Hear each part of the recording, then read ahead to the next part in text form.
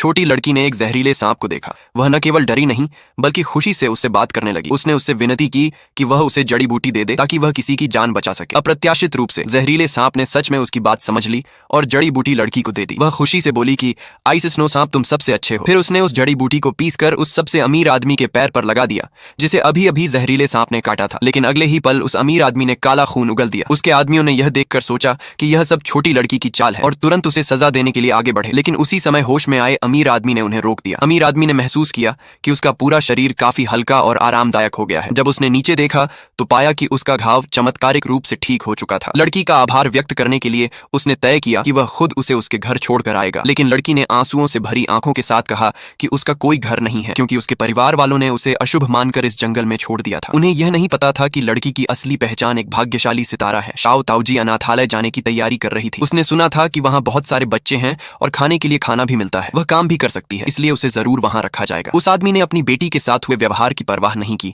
और कहा कि उसके घर में 2 बेटे हैं। वह और उसकी पत्नी हमेशा से एक बेटी चाहते थे। इसलिए उसने लड़की से पूछा कि क्या वह उसके साथ घर चलना चाहती है। लड़की ने सोचा कि उसके सामने खड़ा यह आदमी अच्छा है, इसलिए उसने तुरंत सिर हिला दिया। उसे नहीं पता था कि यह छोटी भाग्यशाली सितारा जब उसके द्वारा गोद ली जाएगी तो भविष्य में उनके परिवार के लिए बड़ी खुशियां लेकर आएगी। फिर वह आदमी लड़की को अपने घर ले गया। उसकी पत्नी ने उसे देखा और यह प्यारी लड़की उसे बहुत पसंद आई। दोनों भाई भी बहुत खुश थे कि अब उनकी एक बहन है। रात के खाने पर उसने लड़की को एक उपहार देने का सोचा और उससे पूछा कि उसे क्या पसंद है। लेकिन लड़की ने कहा कि वह सिर्फ अपनी माँ द्वारा छोड़ा गया जेड पेंडेंट चाहती है क्योंकि वही उसकी माँ की एकमात्र निशानी है। बड़ा भाई लड़की को साथ लेकर ताऊ परिवार के घर गया क्योंकि उसका उनके साथ व्यापार था। वहां दरवाजे पर ही उनकी मुलाकात सौतेली माँ और उसके बेटे से हुई। लड़की की माँ का जेड पेंडेंट सौतेली माँ के गले में चमक रहा था।